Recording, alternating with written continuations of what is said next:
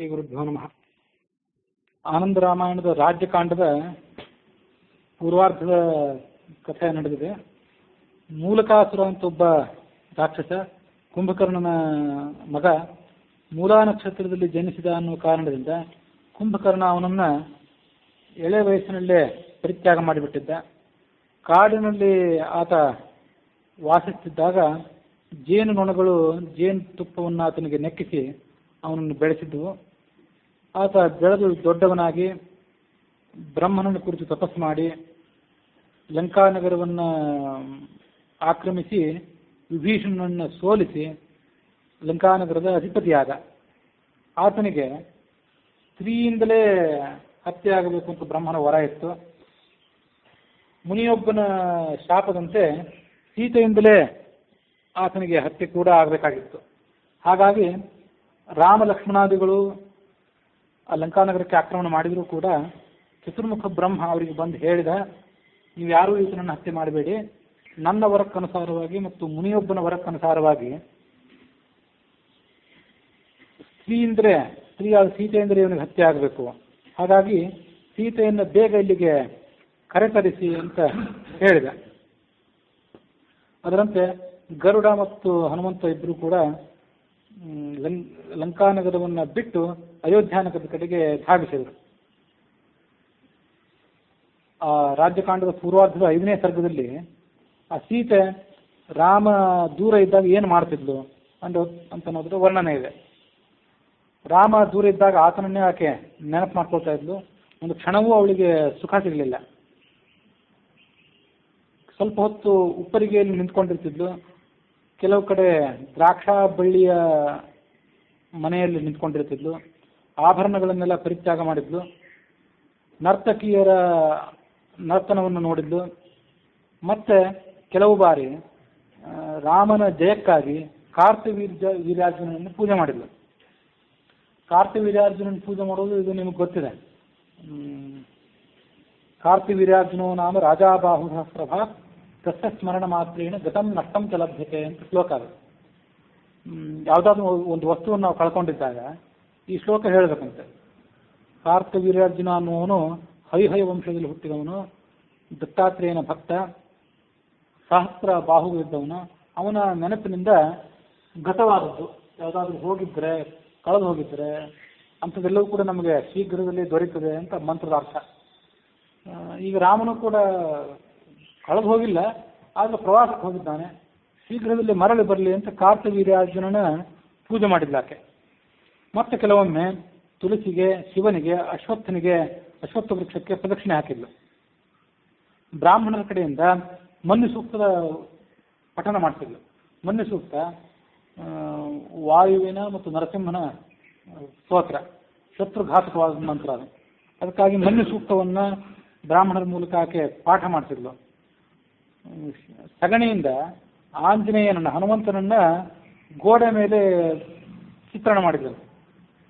ಚಿತ್ರ ಮಾಡಿ ಅದಕ್ಕೆ ಪೂಜೆ ಮಾಡಲಿಕ್ಕೆ ಪ್ರಾರಂಭ ಮಾಡಿದ್ಲು.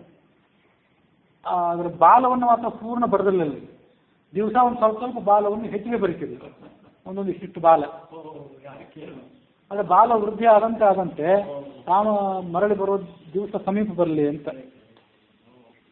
ಮುಂದೆ ಶತರುದ್ರೀಯ ಸೂಕ್ತಸ್ಯ ಜಯಾರ್ಥಂ ರಾಘವಸ್ಯ ಜಯ, ಶತರುದ್ರ ಸೂಕ್ತವನ್ನು,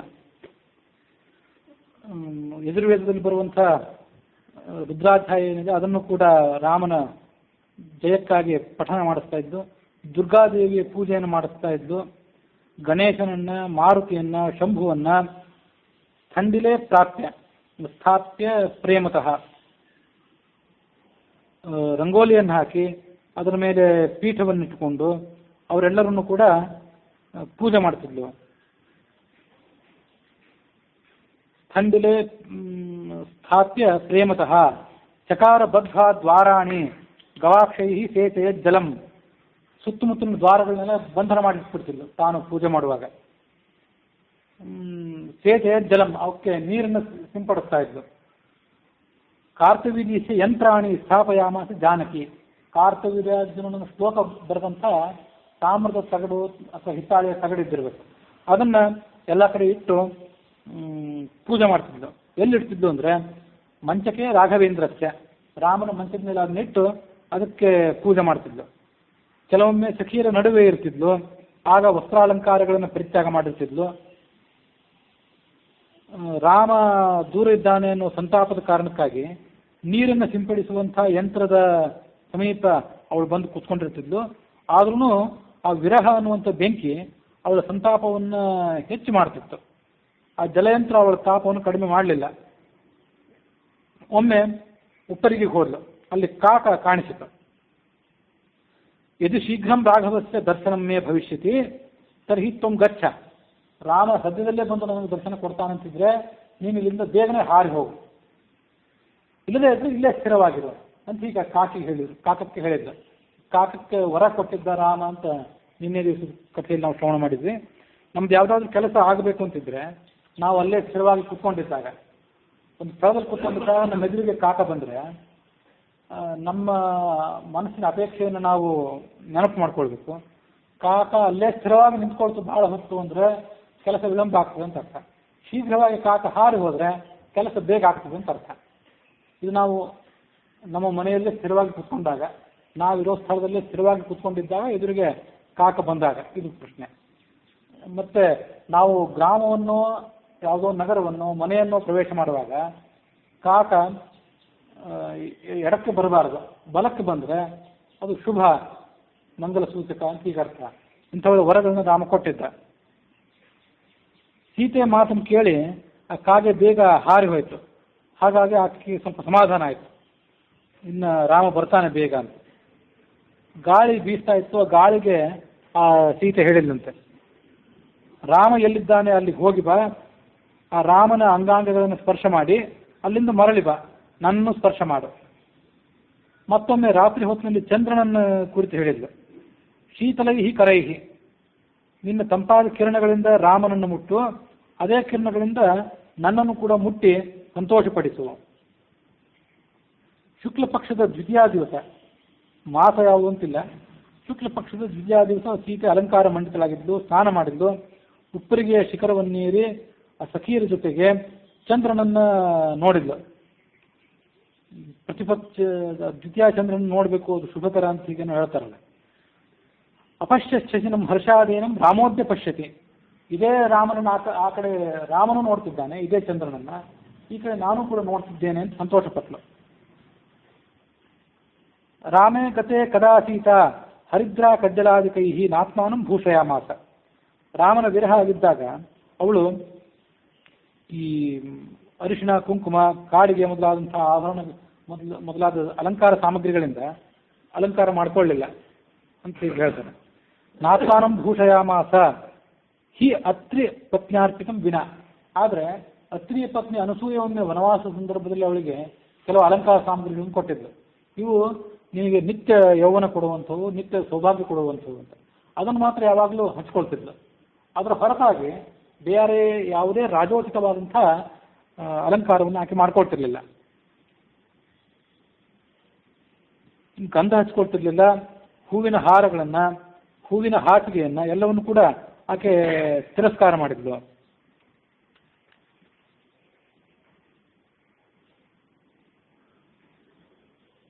ಶಕುನಾನ್ ಸಾ ದದರ್ಶಾಥ ಶ್ರೀರಾಮ ದರ್ಶನೇಚ್ಛಯ. ರಾಮನನ್ನು ನೋಡಬೇಕು ಅನ್ನೋ ಬಯಕೆಯಿಂದ ನಾನಾ ಥರದ ಶಕುನಗಳನ್ನು ನೋಡಿದ್ಲು. ಮುಂದೆ ಆ ಶಕುನಗಳನ್ನು ನೋಡಿ ಸಂತೋಷಪಟ್ಲು ಕೂಡ. ಸರ್ವಾನ್ ದದೌ ಸರ್ವಾನ್ ಸುಶರ್ಕರಾಹ. ಆ ಒಳ್ಳೆ ಶಕುನಗಳೆಲ್ಲ ಕಾಣಿಸಿದ ಕೂಡಲೇ ಆ ಸಖಿಯರನ್ನೆಲ್ಲ ಕರೆದು ಅವ್ರು ಎಲ್ಲರಿಗೂ ಸಕ್ಕರೆ ಹಂಚ್ತಿದ್ಲು, ಇನ್ನು ರಾಮ ಬೇಗ ಬರ್ತಾನೆ ಅಂತೇಳಿ. ಒಮ್ಮೊಮ್ಮೆ ಕದಾ ಪರಗೃಹಂ ಸೀತಾ ನಯಯೌ ರಾಘವಂ ದಿನ. ರಾಮ ಇಲ್ಲದೆ ಅವಳು ಎಂದೂ ಹೊರಗೆ ಹೋಗ್ತಿರ್ಲಿಲ್ಲ. ಇಲ್ಲಿ ಕೆಲವು ಬಂದಿದೆಯಲ್ಲ, ಇವೆಲ್ಲ ಪತಿವ್ರತಾ ಧರ್ಮಗಳು ಅಂತ ಬೇರೆ ಬೇರೆ ಕಡೆ ವರ್ಣನೆ ಮಾಡ್ತಾರೆ. ಸತಿ ಪ್ರವಾಸದಲ್ಲಿದ್ದಾಗ ಸರಳವಾಗಿರಬೇಕು, ಸರಳವಾದಂಥ ಅಲಂಕಾರ ಇರಬೇಕು, ಮಂಚವನ್ನು ಏರಿ ಮಲಗಬಾರದು, ಅಲಂಕಾರ ರಹಿತಳಾಗಿರಬೇಕು, ಬೇರೆ ಕಡೆ ಎಲ್ಲಿಯೂ ಕೂಡ ಬೇರೆ ಮಂದಿರಕ್ಕೆ, ಬೇರೆಯವ್ರ ಮನೆಗೆ ಹೋಗಬಾರ್ದು, ಪತಿಯನ್ನು ಬಿಟ್ಟು ಅಂತ ಕೆಲವು ನಿಯಮಗಳಿರ್ತಾವೆ. ಮತ್ತು ನೈಕಾಕಸ್ತು ಕ್ವಾಪಿ ಸೀತ. ಯಾವತ್ತೂ ತಾನು ಒಬ್ಬಳೇ ಇರ್ತಿರ್ಲಿಲ್ಲ, ಯಾರಾದರೂ ಜೊತೆಗೆ ಇದ್ದೇ ಇರ್ತಿದ್ದೆ ಆಕೆ. ಮತ್ತು ಅಂಗಮರ್ದನ, ಎಣ್ಣೆ ಹಚ್ಚಿಕೊಂಡು ಮೈಗೆ ಅಭ್ಯಂಗ ಮಾಡ್ಕೊಳ್ಳೋದೇನಿದೆ ಅದನ್ನು ಆಕೆ ಮಾಡ್ತಿರ್ಲಿಲ್ಲ. ಮಿಷ್ಟಾನ್ನ, ಒಳ್ಳೆ ಊಟ ಮಾಡ್ಕೊಳ್ತಿರ್ಲಿಲ್ಲ. ನ ತಾಂಬೂಲಂ ನ ಗೀತಂ ಕೇಶಬಂಧನಂ, ತಾಂಬೂಲ, ಸಂಗೀತದ ಸೇವನೆ, ಕೇಶಬಂಧನ, ಹೆರಳು ಹಾಕ್ಕೊಳ್ಳೋದು, ಇಂಥದ್ದು ಯಾವುದೂ ಕೂಡ ಇರಲಿಲ್ಲ. ಮತ್ತು ಯಾರ ಜೊತೆಗೂ ಕೂಡ, ಯಾವ ಪುರುಷನ ಜೊತೆಗೂ ಸಂಭಾಷಣವನ್ನು ಮಾಡ್ತಿರ್ಲಿಲ್ಲ. ನಾವು ಊರ್ಧ್ವಸ್ಯ ಅನ್ಯಂ ದದರ್ಶತ, ಬೇರೆ ಯಾರು ತನ್ನ ದರ್ಶನನೂ ಆಕೆ ಕೊಡ್ತಿರ್ಲಿಲ್ಲ. ಪರ್ಯಂಕೆ ಶಯನಂ ಸೀತಾ ನ ಅಕರೋತ್, ರಾಮ ಇಲ್ಲದೇನೆ ಪರ್ಯಂಕದ ಮೇಲೆ ಆಕೆ ಮಲಗ್ತಿರ್ಲಿಲ್ಲ. ಮತ್ತು ಕನ್ನಡಿಯಲ್ಲಿ ಕೂಡ ನೋಡ್ಕೊಡ್ತಿರ್ಲಿಲ್ಲ. ಇತ್ತಂ ಮುಖಂ ವಿರಹ ಪಾಂಡುರಂ, ರಾಮನ ವಿರಹ ಆಗಿದ್ದರಿಂದಾಗಿ ಅವಳ ಮುಖದ ಮೇಲಿನ ಸ್ವಾಭಾವಿಕವಾದ ಕಾಂತಿ ಹೋಗಿಬಿಟ್ಟಿತ್ತು. ಹಾಗಾಗಿ ಅದು ಬಿಳಿಪೇರಿಬಿಟ್ಟಿತ್ತು. ನಾನಾ ಥರದ ವಸ್ತ್ರಗಳನ್ನು ಆಕೆ ಧಾರಣೆ ಮಾಡಲಿಲ್ಲ. ವಿಚಿತ್ರವಾದ ಚಿತ್ರವುಳ್ಳಂಥ ಕುಪ್ಪಸವನ್ನು ಆಕೆ ತೊಟ್ಕೊಳ್ತಿರ್ಲಿಲ್ಲ. ಸರಳವಾದಂಥ ವಸ್ತ್ರಾಭರಣಗಳನ್ನು ಧಾರಣೆ ಮಾಡ್ತಿದ್ವು. ದ್ವಾರ ಪ್ರದೇಶದಲ್ಲಿ, ಅರಮನೆಯ ಉದ್ಯಾನವನದ ದ್ವಾರ ಪ್ರದೇಶದಲ್ಲಿ ಆಕೆ ನಿಲ್ಲುತ್ತಿರಲಿಲ್ಲ.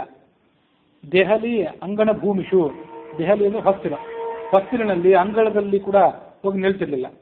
ಸ್ನಾನ ಮಾಡಲಿಕ್ಕೆ ಸರಿಯುವ ನದಿಗೂ ಹೋಗಲಿಲ್ಲ, ಉಪವನಕ್ಕೂ ಹೋಗಲಿಲ್ಲ. ನಚಕಾರ ಸ್ವತೋ ದೂರಂ ಮಾಂಗಲ್ಯಾನಿ ವಿದೇಹಜ,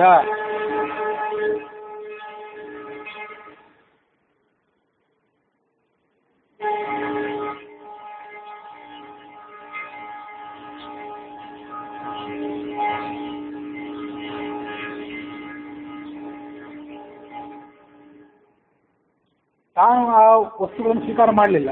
ಆದರೆ ಬ್ರಾಹ್ಮಣ ಪತ್ನಿಯರಿಗೆ ಅವನ್ನೆಲ್ಲ ದಾನವಾಗಿ ಕೊಟ್ಟು ತಾನು ಸಂತೋಷ ಪಡ್ತಿದ್ದ. ನಿಯಮ ಅಕರೋನ್ ನಾನಾ ದೇವೀನಾಂ ಪೃಥಕ್ ಪೃಥಕ್, ಅವು ಯಾವ್ಯಾವ ದೇವಿಯರ ಉಪಾಸನೆ ಮಾಡಿದ್ಲು, ಯಾವುದನ್ನು ಮಾಡಲಿಲ್ಲ ಅನ್ನೋದಕ್ಕಿಲ್ಲ, ಎಲ್ಲನೂ ಮಾಡಿಲ್ಲ. ಎಲ್ಲಾ ಥರದ ದೇವಿಯರ ಉಪಾಸನೆಯೂ ಮಾಡಿದ್ಲು. ಸ್ವಯಂ ನಿತ್ಯಂ ವಿದೇಹಜ, ಏನು ಮಾಡಿದ್ಲು ಅಂದರೆ ವಟಕಾನಾಂ ಮಹಾಮಾಲ ಮರ್ಪಯಾನಿ ಹನುಮತೆ, ಹನುಮಂತನಿಗೆ ಒಡೆಯ ಮಾಲೆಯನ್ನು ಹಾಕ್ತೇನೆ ಅಂತ ಹರಕೆ ಬರ್ತದೆ. ಅದು ಬಹಳ ವಿಚಿತ್ರವಾಗಿ ಕಾಣಿಸ್ತದೆ. ಅಂಥವನ್ನೆಲ್ಲ ನಮ್ಮಲ್ಲಿ ಒಪ್ಪೋದಿಲ್ಲ. ಆದರೂ ಮಾಡ್ತಾರೆ ಕೆಲವರು. ಸಂಗಮೇಶ್ವರನಿಗೆ, ಈಶ್ವರನಿಗೆ ಬುತ್ತಿ ಸೇವೆ, ಅದಂಥ ಅಲಂಕಾರ ಎಲ್ಲ ಮಾಡ್ತಾರೆ. ನವನೀತ ಅಲಂಕಾರ, ಬೆಣ್ಣೆಯ ಅಲಂಕಾರವನ್ನು ಕೃಷ್ಣನಿಗೆ ಮಾಡ್ತಾರೆ. ಬೆಣ್ಣೆಯನ್ನು ಕೃಷ್ಣನ ವಿಗ್ರಹಕ್ಕೆ ಮೆತ್ತಿ, ಅಷ್ಟು ಬಿಟ್ಟರೆ ಬೇರೆ ಯಾವ ಅಲಂಕಾರನೂ, ಮುಸರೆ ಅಲಂಕಾರ ಯಾವುದು ಕೂಡ ಮಾಡೋದು ನಮ್ಮಲ್ಲಿ ಪದ್ಧತಿ ಇಲ್ಲ. ಮೋದಕಾನ್ ಗಣರಾಜಾಯ, ಇನ್ನು ಗಣಾಧ್ಯಕ್ಷನಾದ ಗಣಪತಿಗೆ ಪೂರ್ಣದ ಮೋದಕಗಳನ್ನು ಮಾಡ್ತೇನೆ ಅಂತ ಹರಕೆ ಹೊತ್ತಲು. ಗಣಪತಿಗೆ ನಾನಾ ಥರದ ಭಕ್ಷ್ಯಗಳನ್ನು ಕೂಡ ನೈವೇದ್ಯ ಮಾಡ್ತೇನೆ. ದುರ್ಗೆಗೆ ಬಲಿದಾನವನ್ನು ಮಾಡ್ತೇನೆ. ಚಂಡಿಕಾದೇವಿಗೆ ನಾನಾ ಥರದ ಬಲಿಗಳನ್ನು ಕೊಡ್ತೇನೆ. ರಕ್ತಂ ಜಿಹ್ವೋದ್ಭವಂ ತ್ವಹಂ, ನನ್ನ ನಾಲಿಗೆಯ ರಕ್ತವನ್ನು ಆಕೆ ಅರ್ಪಣೆ ಮಾಡ್ತೇನೆ. ಸ್ವಲ್ಪ ರಕ್ತವನ್ನು ನಾಲಿಗೆಯಿಂದ ತೆಗೆದು ಅದನ್ನು ಅರ್ಪಣೆ ಮಾಡ್ತೇನೆ ಅಂತ ಹೇಳಿದ್ರು. ಮಾಂಸದಿಂದ ಕೂಡಿದಂಥ ಒಳ್ಳೆಯ ಅಕ್ಕಿ ಅನ್ನ, ಅದನ್ನು ನೈವೇದ್ಯ ಮಾಡ್ತೇನೆ. ಅದಕ್ಕೆ ಬಲಿ, ದೀಪ ಇದನ್ನೆಲ್ಲ ಕೊಟ್ಟು, ರಾಮ ಬೇಗನೆ ಜಯವನ್ನು ಪಡ್ಕೊಳ್ಳಿ, ಮಕ್ಕಳ ಜೊತೆಗೆ ಬೇಗ ಬರಲಿ. 5 ಶನಿವಾರದ ಹೊತ್ತು, ಈ ಶನಿವಾರ, ಅದರ ಮುಂದಿನ ಶನಿವಾರ, ಹೀಗೆ 5 ಶನಿವಾರಗಳಂದು ನಾನು ಉಪವಾಸ ಮಾಡ್ತೇನೆ. ಪಂಚ ಉಪೋಷಣಾನಿ ಅಹಂ, ಯಾವುದೇ ಭಕ್ಷ್ಯ ಭೋಜ್ಯಗಳನ್ನು ಕೂಡ ತಿನ್ನೋದಿಲ್ಲ. ಹೀಗೆ ಮಾಸಮೇಕಂ ಕರಿಷ್ಯಾಮಿ ವ್ರತಾನ್ಯೇವಂ ಸವಿಸ್ತರಂ, ಇಂಥ ಎಲ್ಲ ವ್ರತಗಳನ್ನು 1 ತಿಂಗಳು ಮುಂದುವರಿಸ್ತೇನೆ ನಾನು, ರಾಮ ಬೇಗ ಬರಲಿ. ಕೃಷ್ಣ ಪಕ್ಷದ ತೃತೀಯ ದಿವಸ ಅಥವಾ ಚತುರ್ಥಿ ದಿವಸ ಮಹೇಶ್ವರಿಗೆ, ದುರ್ಗಾದೇವಿಗೆ ಅರ್ಪಣೆ ಮಾಡ್ತೇನೆ. ಕಿಂಚಿನ್ ಮಾಸಿ ತಿಲವೃದ್ಧಿಂ ವಿಧಾಯಕ, ಪ್ರತಿಯೊಂದು ತಿಂಗಳು ಕೂಡ, ಈ ತಿಂಗಳು ಕಿಂತ ಮುಂದಿನ ತಿಂಗಳು ಹೆಚ್ಚು, ಅದರ ಮುಂದಿನ ತಿಂಗಳು ಇನ್ನೂ ಹೆಚ್ಚು, ಹೀಗೆ ಹೆಚ್ಚು ಎಣ್ಣೆಯನ್ನು ಅವಳಿಗೆ ಅರ್ಪಣೆ ಮಾಡ್ತೇನೆ. ಮತ್ತು ನಾನು ಬೆಲ್ಲ ಮತ್ತು ಎಳ್ಳು ಇದನ್ನು ಮಾತ್ರ ಭಕ್ಷಣೆ ಮಾಡ್ತೇನೆ. ಇದರಲ್ಲಿ ಕೆಲವು ಭವಿಷ್ಯ ಪದಾರ್ಥಗಳು ಅಂತ ಏನೋ ಅನ್ಕೋತಾವ, ಅಂಥವೆಲ್ಲ ಕೆಲವು ಸಂಗತಿಗಳು ಇದ್ದಿರಬೇಕು. ರಾಮ ಕಾಣುವ ತನಕ ಬೆಲ್ಲ, ಎಳ್ಳು ಇದನ್ನು ಮಾತ್ರ ತಿಂತೇನೆ. ಸತ್ವರಂ ನವರಾತ್ರಂ ಚ ಸಖೀಭಿಶ್ಚ ಕರೋಮ್ಯಹಂ ಏಕಸ್ಮಿನ್ನೇವ ದಿವಸೇ ನವಭಿಃ ಪ್ರಭುದರ್ಶನೆ. ರಾಮ ಬರುವಂತಾಗಲಿ ಅನ್ನೋ ಕಾರಣಕ್ಕಾಗಿ ಇಂಥ ನಾನಾ ಥರದ ವ್ರತಗಳನ್ನು ಮಾಡ್ತೀನಿ. ಕೂಡಲೇ ನನಗೆ ರಾಮನ ದರ್ಶನ ಒಂದು ವೇಳೆ ಆದರೆ ಸಖಿಯರ ಜೊತೆಗೆ ಸೇರಿ ನವರಾತ್ರಿಯ ವ್ರತವನ್ನು ಆಚರಣೆ ಮಾಡ್ತೇನೆ.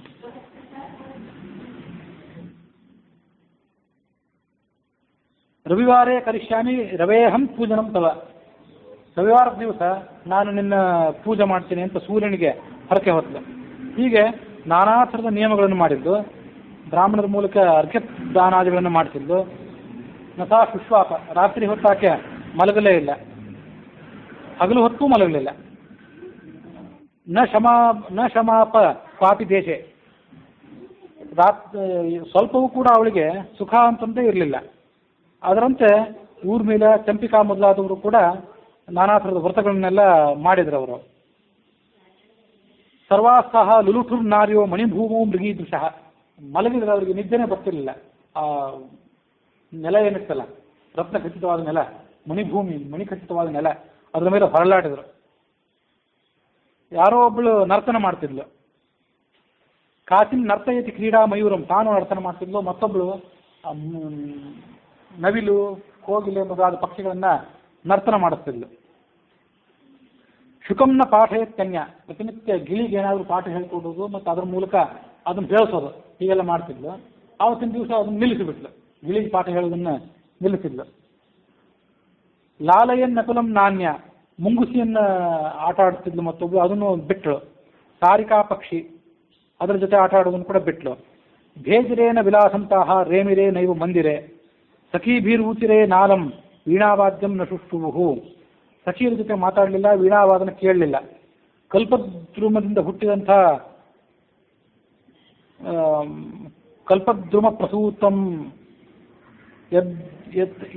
ಯದ್ ದ್ರವವತ್ ಸುಧೋಪಮಂ ಮಂದಾರ ಕುಸುಮಾಮೋದಂ ನ ಶಪುರ್ ಮಧುರಂ ನ ಪಪುರ್ ಮಧುರಂ ಮಧು. ಕಲ್ಪವೃಕ್ಷದಿಂದ ಅಮೃತದಂತಹ ಜೇನುತುಪ್ಪ ಅವ್ರಿಗೆ ದೊರಕಿತ್ತು, ಅವ್ರ ಮನೆಯಲ್ಲೇ ಇತ್ತು, ಬೇಕಾದಷ್ಟು ಸಿಕ್ತಿತ್ತು. ಆದರೆ ಅದನ್ನು ಸ್ವೀಕಾರ ಮಾಡಲಿಲ್ಲ. ಯೋಗಿನಿಯರಂತೆ ನಾಸಾಗ್ರಸ್ಥ ವಿಲೋಚನ, ಮೂಗಿನ ತುದಿಯಲ್ಲಿ ಸಂಪ್ರೇಕ್ಷ ನಾಸಿಕಾಗ್ರಂ ಸೋಮ್ ಅಂತ ಭಗವದ್ಗೀತೆ, ಮೂಗಿನ ತುದಿಯನ್ನು ನೋಡ್ತಾ ಧ್ಯಾನಗ್ರಸ್ತಾಗಿ ಕೂತ್ಬಿಟ್ಟಿದ್ರು ಎಲ್ಲರೂ. ಅಲಕ್ಷ್ಯ ಧ್ಯಾನ ಸಂಧಾನಾಹ ಸ್ವನಾಥಾರ್ಪಿತ ಮಾನಸಾಹ ಕ್ಷಣಂ ವಾತಾಯನೆ ಸ್ಥಿತ್ವ ಜಲಯಂತ್ರೆ ಕ್ಷಣಂ ಕ್ವಚಿತ್. ಕೆಲವೊಮ್ಮೆ ಕಿಟಕಿಯಲ್ಲಿ ನೋಡ್ತಿದ್ರು, ಕೆಲವೊಮ್ಮೆ ಬಾಗಿಲಿನಲ್ಲಿ ಬಂದು ನೋಡ್ತಿದ್ರು. ಗಾಳಿ ಬೀಸ್ತಿದ್ರು ಅವರವ್ರ ಸಖಿಯರು, ಅವರ ಸಂತಾಪ ಪರಿಹಾರ ಮಾಡಬೇಕು ಅಂತ. ಕಥಂಚಿತ್ ಧಾರಣಾಂ ಕೃತ್ವ ವಿಫಲಾಹ ಸಜ್ವರಾಹ ಸ್ತ್ರೀಯ.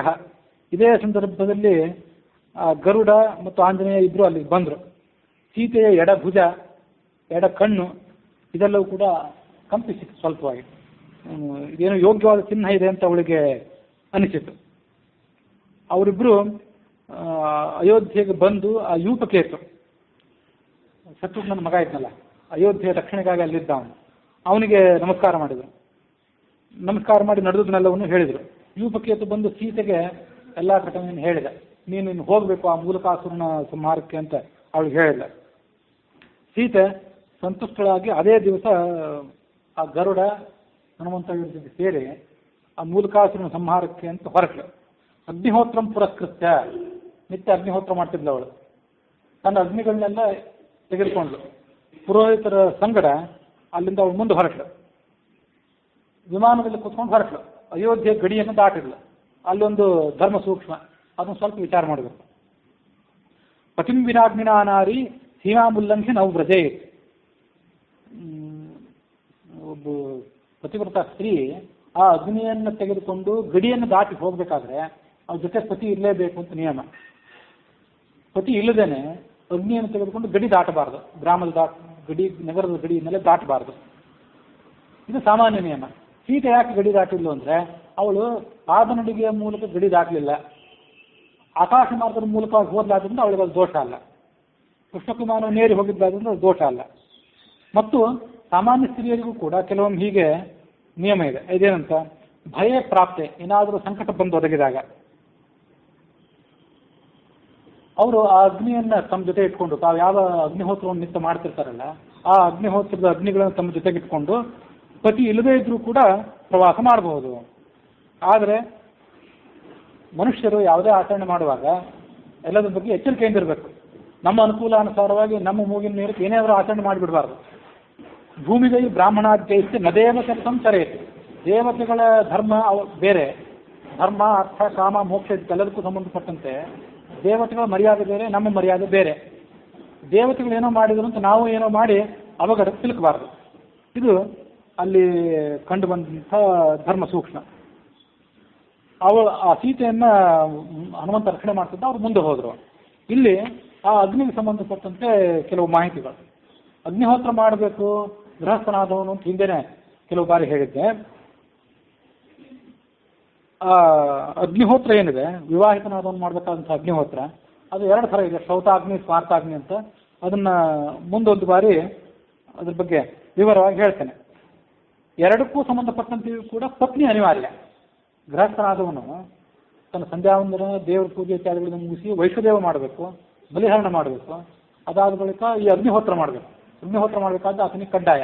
ವೈಷ್ಣದೇವ, ಬಲಿಹರಣ ಮತ್ತೆ ಅಗ್ನಿಹೋತ್ರ ಯಾವ ಕೂಡ ಬ್ರಹ್ಮಚಾರಿಗೆ ವಿಹಿತ ಅಲ್ಲ, ಗೃಹಸ್ಥನೇ ಮಾಡಬೇಕಾಗುತ್ತೆ. ಒಂದು ವೇಳೆ ಗಂಡ ಇಲ್ಲದೆ ಇದ್ರೆ ಹೆಂಡತಿ ಅದನ್ನು ಮಾಡಬಹುದು, ಹೆಂಡತಿ ಇಲ್ಲದೆ ಇದ್ರೆ ಗಂಡ ಮಾಡ್ಲಿಕ್ಕೆ ಬರೋದಿಲ್ಲ. ಅಷ್ಟು ಕಠಿಣವಾದ ನಿಯಮಗಳು ಅಗ್ನಿಹೋತ್ರಕ್ಕೆ. ಅದುಗಳು ಏನು ಮಾಡಬೇಕು ಅಂದರೆ, ಪ್ರತಿನಿತ್ಯ ಭತ್ತ ಕುಟ್ಟಿ ಅನ್ನ ಮಾಡಿ, ಗಂಡ ಅಗ್ನಿಹೋತ್ರ ಮಾಡುವಾಗ ಅವನ ಪಕ್ಕದಲ್ಲಿ ಕೂತ್ಕೊಂಡು ಅವನಿಗೆ ತನ್ನ ಎಡಭಾಗದಿಂದ ಆ ಅಕ್ಕಿಯನ್ನು ಅನ್ನವನ್ನು ಕೊಡಬೇಕು. ಅವನು ಅದನ್ನು ಹಾಕಬೇಕು ಅದರಲ್ಲಿ ಅಗ್ನಿಯಲ್ಲಿ. ಅನೇಕ ಬಾರಿ ಆ ಹೆಂಡತಿಗೆ ಅಲ್ಲಿ ಕೊಡ್ಲಿಕ್ಕೆ ಆಗೋದಿಲ್ಲ ಅನ್ನೋ ಕಾರಣಕ್ಕಾಗಿ ಏನು ಮಾಡ್ತಾರಂದ್ರೆ, ಈಗ ಆ ಉಪಾಸನ ಮಾಡುವವರು ಎಡಗೈಯಿಂದ ಹೀಗೆ ಅಕ್ಕಿಯನ್ನು ತಗೊಂಡು ಹೀಗೆ ಹಾಕ್ತಾರೆ. ಪತ್ನಿ ಕೊಡ್ತಾಳೆ ಅಂತ ನೆನಪಿರಬೇಕು. ಅದಕ್ಕಾಗಿ ಅವಳಿಗೆ ಪತ್ನಿ ಅಂತಾರೆ. ಹಿಂದೊಂದು ಬಾರಿ ಹೇಳಿದ್ದೆ. ಪತಿ ಅಂತಂದ್ರೆ ಗಂಡ ಅಂತ ಅರ್ಥ. ಪಾತೀತಿ ಪತಿ, ಯಾರು ಸಂಸಾರವನ್ನು ರಕ್ಷಣೆ ಮಾಡ್ತಾನೋ ಅದು ಪತಿ. ಆ ಪತಿ ಶಬ್ದದ ಮೇಲೆ ನುಕ್ ಅಂತ ಪ್ರತ್ಯಯ ಬಂದು ಪತ್ನಿ ಅಂತ ರೂಪ ನಿಷ್ಪನ್ನ ಆಗಿದೆ. ಪತ್ಯುರ್ನೋ ಯಜ್ಞ ಸಂಯೋಗೆ, ನ ಅಂತ ಪ್ರತ್ಯಯ ಬಂದು ಪತ್ನಿ ಅಂತ ರೂಪ ನಿಷ್ಪನ್ನ ಆಗಿದೆ. ಯಾವ ಗಂಡ ಯಜ್ಞ ಮಾಡ್ತಾನೋ, ಯಾವ ಹೆಂಡತಿ ಯಜ್ಞದಲ್ಲಿ ಪಾಲ್ಗೊಳ್ತಾಳೋ ಅವರೇ ಪತಿ ಪತ್ನಿಯರು. ಉಳಿದವ್ರಲ್ಲ ಗಂಡ ಹೆಂಡತಿಯರು ಬರೇ.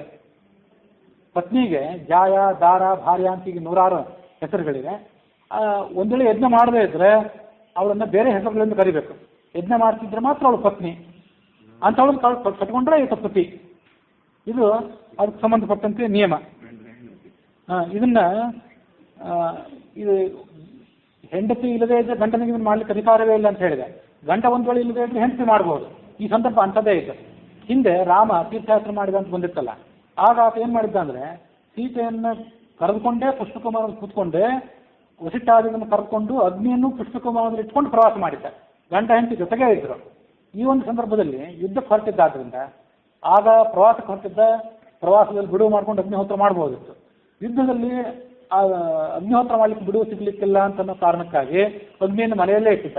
ಅವಳು ನಿತ್ಯ ಅಗ್ನಿಹೋತ್ರ ಮಾಡ್ತಿದ್ಲು, ಅಗ್ನಿಯಲ್ಲಿ ಆಹುತಿ ಕೊಡ್ತಿದ್ಲು. ಅದನ್ನ ಹೇಗೆ ಮಾಡಬೇಕಂತ ನಿಯಮ ಇದೆ ಅಂದರೆ, ತಾನು ಮಾಡಬೇಕು, ತಾನು ಇಲ್ಲದೆ ಇದ್ರೆ ಪತ್ನಿ ಮಾಡಬೇಕು ಅಥವಾ ತಾನು ಶಿಷ್ಯ ಮಾಡಬೇಕು ಅಂತೆಲ್ಲ ಒಂದು ಸಮೂಹ ಅದನಿಗೆ ಇರಲೇಬೇಕು. ಒಬ್ಬ ಗೃಹಸ್ಥನಾದವನಿಗೆ, ಪಂಡಿತ ಅಂತ ಅನ್ಸ್ಕೊಂಡವನಿಗೆ. ಪತ್ನಿ, ಶಿಷ್ಯರು ಇದೆಲ್ಲ ಇಲ್ಲದೆ ಹೋದರೆ ಶೂನ್ಯ ಆತ. ಹೀಗೆ ಆ ಪತ್ನಿಯ ಅನಿವಾರ್ಯ. ಪತ್ನಿ ಇಲ್ಲದೆ ಅವನು ಮಾಡುವಂಗಿಲ್ಲ, ಅವನಿಲ್ಲದೆ ಪತ್ನಿ ಮಾಡಬಹುದು, ಆ ಮನೆಯಲ್ಲೇ ಕರ್ಕೊಂಡು ಅವ್ರು ಮಾಡಬಹುದು. ಅದಕ್ಕಾಗಿ ಋತ್ವಿಕ್ ವಿಷ್ಟ ಪುರೋಹಿತ ಅಗ್ನಿಯನ್ನು ಕರ್ಕೊಂಡು, ಪುರೋಹಿತರನ್ನು ಕರ್ಕೊಂಡು ಆಕೆ ಸೀತೆ ಪ್ರಯಾಣ ಮಾಡಿದ್ಲು ಅಂತ ಇಲ್ಲಿ ಮಾಹಿತಿ ಬಂತು. ಗಂಡಸರು ಹೆಂಡತಿ ತೀರ್ಕೊಂಡಾಗ ಇನ್ನೊಂದು ಮದುವೆ ಯಾಕೆ ಆಗ್ತಿದ್ರು ಅಂತಂದ್ರೆ, ಅಗ್ನಿಹೋತ್ರ ಮಾಡಬೇಕಲ್ಲ, ಅಗ್ನಿಹೋತ್ರ ಮಾಡ್ಬೇಕಾದ್ರೆ ಕಡ್ಡಾಯ. ಅಗ್ನಿಹೋತ್ರ ತಪ್ಪಿಸಿದ್ರೆ ಹೋಯ್ತು, ಅವರಿಗೆ ಬ್ರಾಹ್ಮಣತ್ವ ಹೋಯ್ತು ಅಂತ ಹೀಗೆ ನಿಯಮ ಇದೆ. ಅದಕ್ಕಾಗಿ ಹೆಂಡತಿ ತೀರ್ಕೊಂಡಾಗ ತಾತ್ಕಾಲಿಕವಾಗಿ ಅಗ್ನಿ ನಾಶ ಆಗಿಬಿಡ್ತದೆ ಅದು. ಅದಕ್ಕಾಗಿ ಮತ್ತೊಮ್ಮೆ ಮದುವೆ ಮಾಡಿಕೊಂಡು ಲಾಜಹೋಮ ಮಾಡ್ಕೋತೇವಲ್ಲ ಮದುವೆಯಲ್ಲಿ, ಆವಾಗ ಅಗ್ನಿ ಶುರುವಾಗೋದೇ ಅಲ್ಲಿಂದಂತೆ. ಆವಾಗಿಂದ ಆತ ಅಗ್ನಿಹೋತ್ರ ಪ್ರಾರಂಭ ಮಾಡಬೇಕು. ವೈಷ್ಣದೇವ ಪ್ರಾರಂಭ ಆಗೋದು ಕೂಡ ಆವತ್ತಿನಿಂದಲೇ. ಆಹಾರವನ್ನು ಕುಟ್ಟಿ ಬೇಯಿಸಿ ತಿಂತೀವಲ್ಲ ಸಸ್ಯಾಹಾರಿಗಳಾದವರು, ಅವ್ರಿಗಾದ್ರೂ ವೈಷ್ಣದೇವ ಮಾಡಿದವರಿಗೂ ಕೂಡ ಜೀವ ಹಿಂಸೆ ಮಾಡಿದ್ದಕ್ಕಾಗಿ ಪಾಪ ಇದೆ. ಅದಕ್ಕಾಗಿ ಭಗವಂತನಿಗೆ ಆ ದೋಷವನ್ನು ನಿವೇದನೆ ಮಾಡ್ಕೋಬೇಕು, ವೈಷ್ಣದೇವ ಮಾಡಬೇಕು. ಆ ವೈಷ್ಣದೇವ ಪ್ರಾರಂಭ ಆಗೋದು ಮದುವೆ ಸಾಯಂಕಾಲದಿಂದಲೇ. ರಾತ್ರಿ ವೈಷ್ಣದೇವ ಪ್ರಾರಂಭ ಆಯಿತು, ಯಾರಾದರೂ ಅನ್ನ ಮಾಡಬೇಕು, ಈತ ವೈಷ್ಣದೇವ ಮಾಡಿ ಮುಂದಿನ ಭೋಜನಾದಿಗಳನ್ನು ನೆರವೇರಿಸಬೇಕು ಅಂತ ನಿಯಮ. ಹೊಸ ಹೆಂಡತಿ ತೀರ್ಕೊಂಡಾಗ ಹೊಸ ಮದುವೆ ಆದರೆ ಮತ್ತೆ ಹೊಸ ಅಗ್ನಿ. ಇನ್ನೊಂದು ವಿಷಯ ಗಮನಿಸಬೇಕು, ಬಹಳ ಜನರನ್ನು ಮದುವೆ ಆಗ್ತಿದ್ರಲ್ಲ, 5-6 ಜನರನ್ನು ಮದುವೆ ಆಗಿ ಅಗ್ನಿಹೋತ್ರ ಮಾತ್ರ ಒಂದೇ ಮಾಡ್ತೀನಿ ಅನ್ನೋಂತಿಲ್ಲ. 5-6 ಜನರನ್ನು ಮದುವೆ ಆದರೆ ಪ್ರತ್ಯೇಕ ಅಗ್ನಿಹೋತ್ರ ಮಾಡಬೇಕು. ಒಂದೇ ಅಗ್ನಿಹೋತ್ರ ಎಲ್ಲ ಸೇರಿಸಿ ಆ ಹೆಂಡತಿದು ಈ ಹೆಂಡತಿದೆಲ್ಲ ಸೇರಿಸಿ ಬಿಡುವಂಗಿಲ್ಲ. ಇವು ಒಂದೊಂದು ಅಗ್ನಿಹೋತ್ರ ಆದ್ಮೇಲೆ ಮತ್ತೊಬ್ಬ ಹೆಂಡತಿಯನ್ನು ಕೂರಿಸ್ಕೊಂಡು ಮತ್ತೊಂದು ಬಾರಿ ಅಗ್ನಿಹೋತ್ರ ಮಾಡಬೇಕು. ಯಾರೋ ಕೊಡ್ತಾರೆ ಕನ್ಯಾ ಅಂತ ಸುಮ್ಮನೆ ಮಾಡ್ಕೊಂಡು ಬಿಡುವಂತಿಲ್ಲ, ಅದಕ್ಕೆಲ್ಲ ಅಷ್ಟು ನಿಯಮಗಳಿವೆ. ಪತ್ನಿಗರ ಸಂಖ್ಯೆಗೆ ಅನುಗುಣವಾಗಿ ಪ್ರತ್ಯೇಕ ಅಗ್ನಿಹೋತ್ರವನ್ನು ಮಾಡಬೇಕು. ಪ್ರವಾಸದಲ್ಲಿ ಅಗ್ನಿಯನ್ನು ತೊಗೊಂಡು ಹೋಗಬೇಕು ಅಂತ ಮಾತು ಬಂತು.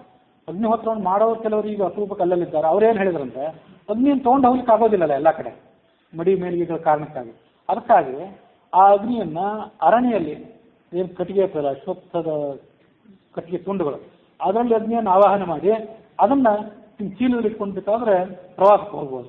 ಅಲ್ಲಿ ಹೋದ್ಮೇಲೆ ಮತ್ತೆ ಅದನ್ನು ಮಥನ ಮಾಡಿಯೋ ಎಣ್ಣೆ ಶಾಲೆಯಿಂದ ಬೆಂಕಿಯನ್ನು ತಂದೋ ಮತ್ತೆ ಅಗ್ನಿಯನ್ನು ಹುಟ್ಟಿಸಿ ಮುಂದೆ ಅಲ್ಲಿ ಅಗ್ನಿಹೋತ್ರ ಅಗ್ನಿಯನ್ನು ಮಾಡಬೇಕು. ಇಷ್ಟು ನಿಯಮ ಇದೆ. ಆ ಅಗ್ನಿ ಏನು ಯಾರ ಹವನ ಮಾಡ್ತಿದ್ರು ನಿತ್ಯ, ಅವ್ರಿಗೆ ಅಗ್ನಿಹೋತ್ರಿಗಳು ಅಂತ ಹೆಸರು.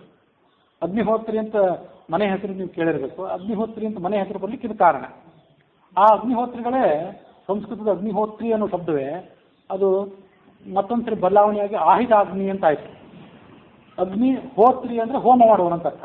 ಆಹಿತ ಅಗ್ನಿ ಅಂದ್ರೆ ಅಗ್ನಿಯನ್ನು ಹೊತ್ಕೊಂಡು ಹೋಗುವವನಂತ ಅರ್ಥ. ಆಹಿತ ತನ್ನ ಜೊತೆಗೆ ಇಟ್ಕೊಂಡು ಊರಿಂದ ಊರಿಗೆ ಪ್ರವಾಸ ಮಾಡುವವನಂತ ಅರ್ಥ. ಅದು ಆಹಿತ ಅಗ್ನಿ ಅನ್ನೋ ಶಬ್ದ ಏನಿದೆ, ಸಂಸ್ಕೃತ ಶಬ್ದ ಬಾಯಲ್ಲಿ ಸರಳಿಯಾಗಿ ಉಚ್ಚಾರವಾಗದೆ ಐತಾಳರು ಅಂತ ಆಯ್ತು. ಉಡುಪಿ ಕಡೆ ಐತಾಳರು ಅಂತ ಇರ್ತಾರೆ, ದಕ್ಷಿಣ ಕನ್ನಡ ಉತ್ತರ ಕನ್ನಡದ ಕಡೆ. ಅವ್ರು ಐತಾಳರು ಅಂತ ಯಾಕಾದ್ರು ಅಂದ್ರೆ ಅವ್ರ ಆಹಿತ ಅಗ್ನಿಗಳೇ. ಆ ಶಬ್ದ ಭೃಷ್ಟವಾಗಿ ಅಪಭೃಷ್ಟ ರೂಪ ಆಗಿ ಐತಾಳರು ಅಂತ ಆಯ್ತು. ಮುಂದೆ ಶಬ್ದವೂ ಅಪಭೃಷ್ಟ ಆಯಿತು, ವ್ಯಕ್ತಿಯೂ ಅಪಭೃಷ್ಟರಾಗಿಬಿಟ್ರು. ಅವರು ಮಾಡೋದನ್ನು ಬಿಟ್ಬಿಟ್ರು. ಅವ್ರು ಮಾತ್ರ ಬಿಟ್ರು ಅಂತಲ್ಲ, ನಮ್ಮವರು ಮಾಡ್ತಿಲ್ಲ, ಘಟ್ಟದ ಮೇಲಿನವರಾದ್ರೂ ಕೂಡ ಯಾರೂ ಮಾಡ್ತಿಲ್ಲ. ಆದರೆ ಅಪರೂಪಕ್ಕೆ ಇಲ್ಲೂ ಕೂಡ ಮಾಡ್ತಾರೆ, ಅಲ್ಲೂ ಮಾಡುವ ಪದ್ಧತಿ ಇದೆ. ಗೃಹಸ್ಥನಾದ ಮಾಡಲೇಬೇಕು. ಹಿಂದೊಂದು ಬಾರಿ ಹೇಳಿದ್ದೆ, ವೈಶ್ವದೇವ ಅಂತೂ ಮಾಡ್ತೇವೆ. ಇವತ್ತು ಮದುವೆ ಆದರೆ ಇವತ್ತು ಸಾಯಂಕಾಲದಿಂದ ವೈಶ್ವದೇವ ಪ್ರಾರಂಭ. ಸಾಯಂಕಾಲ ಯಾವುದೇ ಕಾರಣಕ್ಕಾಗಿ ನಮ್ಗೆ ಇವತ್ತು ವೈಶ್ವದೇವ ಮಾಡ್ಲಿಕ್ಕೆ ಆಗದೇ ಇದ್ರೆ ಮದುವೆಯ ಗದ್ದಲದಲ್ಲಿ ನಾಳೆ ಬೆಳಿಗ್ಗೆ ನಿನ್ನೆ ಸಾಯಂಕಾಲದ್ದು ಮತ್ತು ಇವತ್ತು ಬೆಳಿಗ್ಗೆ ಎರಡೂ ಕೂಡ ಆಹುತಿ ಹಾಕಬೇಕು. ಅದಕ್ಕೆ ಸಾಯಂ ಪ್ರಾತರು ವೈಶ್ವದೇವ ಅಂತ ಅನ್ಬೇಕು, ಪ್ರಾತಃ ಸಾಯಂ ಅಂತ ಅನ್ಬಾರ್ದು. ಅದು ಕೆಲವು ಆನ್ಮಿಕ ಪದ್ಧತಿಗಳಲ್ಲಿ ಪ್ರಾತಃ ಸಾಯಂ ವೈಶ್ವದೇವ ಅಂತ ಹೇಳೋದಿದೆ. ಇವತ್ತು ವೈಶ್ವದೇವ ಮಾಡ್ತೀನಿ ಅಂದರೆ ಇವತ್ತು ಬೆಳಗಿನ ವೈಶ್ವದೇವ ಮತ್ತು ಇವತ್ತು ಸಾಯಂಕಾಲ ಮಾಡಬೇಕಾದ್ದನ್ನು ಈಗಲೇ ಮಾಡೋದು. ಆದರೆ ಅದಷ್ಟು ಯೋಗ್ಯವಾದಲ್ಲ ಅಂತ ಅಭಿಪ್ರಾಯ, ವಿದ್ವಾಂಸರ ಅಭಿಪ್ರಾಯ. ಸಾಯಂಕಾಲ ಮಾಡೋದನ್ನು ಮೊದಲು ಮಾಡ್ಲಿಕ್ಕೆ ಬರೋದಿಲ್ಲ. ನಿನ್ನೆ ಮಾಡ್ಲಿಕ್ಕೆ ಆಗಿದ್ರೆ ಅದನ್ನ ಇವತ್ತು ಮಾಡ್ಬೋದು. ನಿನ್ನೆ ನಿಮ್ಗೆ ಯಾವುದೇ ಕಾರಣಕ್ಕಾಗಿ ನಿನ್ನೆ ಸಂಧ್ಯಾವಂದನ ನಿಮಗೆ ಮಾಡ್ಲಿಕ್ಕೆ ಆಗಿದ್ರೆ ಅದನ್ನ ಇವತ್ತು ಬೆಳಗ್ಗೆ ಮಾಡಬೇಕು. ಹಾಗೆ ವೈಶ್ವದೇವ ನಿನ್ನೆ ಮಾಡ್ಲಿಕ್ಕೆ ಆಗದೆ ಇದ್ರೆ ಇವತ್ತು ಮಾಡ್ಬೋದು. ಇವತ್ತು ಸಾಯಂಕಾಲ ಊರಿಗೆ ಹೋಗೋನಿದ್ದೇನೆ ಅಂತ ಬೇಗ ಸಂಧ್ಯಾವಂದನೆಯನ್ನು ಆಗಲಿ ಬೇಗ ವೈಶ್ವದೇವನ್ನಾಗಲಿ ಮಾಡ್ಲಿಕ್ಕೆ ಬರೋದಿಲ್ಲ. ಅದಕ್ಕಾಗಿ ಪ್ರಾತಃ ಸಾಯಂ ವೈಶ್ವದೇವ ಅಂತನ್ನೋದೇ ಸಾಯಂ ಪ್ರಾತಃ ವೈಶ್ವದೇವ ಅಂತ ಸಂಕಲ್ಪ ಮಾಡೋದು ಉಚಿತ ಅಂತ ಅದ್ರ ಆ ವಿಷಯದಲ್ಲಿ ತಜ್ಞರಾದವರ ಅಭಿಪ್ರಾಯ. ಮತ್ತು ಈ ನಮ್ಮಲ್ಲಿ ನಾವೇನು ಮಾಡ್ತೀವಿ ಅಂದರೆ, ಇಲ್ಲಿ ವೈಶ್ವದೇವ ಮಾಡೋರೇ ಕಡಿಮೆ ಆಗಿದ್ದಾರೆ, ವೈಶ್ವದೇವ ಮಾಡೋರು ಇದ್ರೂ ಈ ಉಪಾಸನ ಇತ್ಯಾದಿ ಮಾಡೋರು ಮತ್ತೂ ಕಡಿಮೆ ಆಗಿದ್ದಾರೆ. ಅದು ಬಹಳ ಶ್ರಮ ಪಡಬೇಕಾಗಿಲ್ಲ. ಅದಕ್ಕೆ ನೀವು 4 ನಿಮಿಷ ಅಥವಾ 5 ನಿಮಿಷ ವೈಶ್ವದೇವ ಮಾಡೋರಿದ್ದರೆ ಮತ್ತೆ 2 ನಿಮಿಷ ಅದಕ್ಕೆ ಸೇರಿಸ್ಕೊಂಡ್ರೆ ಅದ್ರ ಜೊತೆಗೆ ಉಪಾಸನವೂ ಕೂಡ ಸುಲಭವಾಗಿ ಆಗಿ ಹೋಗ್ತದೆ. ಹಾಗೆ ಕೆಲವು ಆನ್ಮಿಕ ಪದ್ಧತಿಗಳಲ್ಲಿ ಪೂರ್ಣವಾಗಿ ಉಪಾಸನೆಯನ್ನು ಬಿಟ್ಟೇ ಬಿಡುವುದರ ಬದಲಾಗಿ ಉಪಾಸನದ ವೈಶ್ವದೇವದ ಪೂರ್ವಭಾವಿಯಾಗಿ ಮತ್ತು ಅನಂತರ ಮಾಡೋ ಕ್ರಿಯೆಗಳೇನಿವೆ ಅದನ್ನು ಎರಡೂ ಈ ಉಪಾಸನ ಮತ್ತು ವೈಶ್ವದೇವಕ್ಕೆ ಎರಡೂ ಕೂಡ ಒಂದೇ. ಆದರೆ ಪ್ರಧಾನ ಆಹುತಿಗಳನ್ನು ಹಾಕ್ತೀವಲ್ಲ ವೈಶ್ವದೇವದಲ್ಲಿ, ಆ ಪ್ರಧಾನ ಆಹುತಿಗಳನ್ನು ಹಾಕುವಾಗ ಉಪಾಸನಕ್ಕೆ ಸಂಬಂಧಪಟ್ಟಂತೆ 2 ಪ್ರತ್ಯೇಕ ಆಹುತಿಗಳನ್ನು ಹಾಕಿಬಿಟ್ರೆ ಉಪಾಸನವೂ ಆಯಿತು ವೈಶ್ವದೇವವೂ ಆಯಿತು. ಅದಕ್ಕೆ ಉಪಾಸನ ಪೂರ್ವಕ ವೈಶ್ವದೇವ ಅಂತ ಕೆಲವು ಅನೇಕ ಪದ್ಧತಿಗಳಲ್ಲಿ ಕೊಟ್ಟಿರ್ತಾರೆ. ವಿದ್ವಾಂಸರಾದವರು ಯೋಗ್ಯ ಸದಾಚಾರಿಗಳಾದಂಥವ್ರ ಪುಸ್ತಕಗಳನ್ನೆಲ್ಲ ನೋಡಿದ್ದೇನೆ. ಹಾಗಾಗಿ ಉಪಾಸನ ಪೂರ್ವಕ ವೈಶ್ವದೇವ ಮಾಡಿಬಿಟ್ರೆ ನಿಮಗೆ ಉಪಾಸನವನ್ನು ಕೂಡ ಮಾಡಿದಂತಾಯಿತು, ವೈಶ್ವದೇವ ಅಂತೂ ಆಗೇ ಹೋಯ್ತು.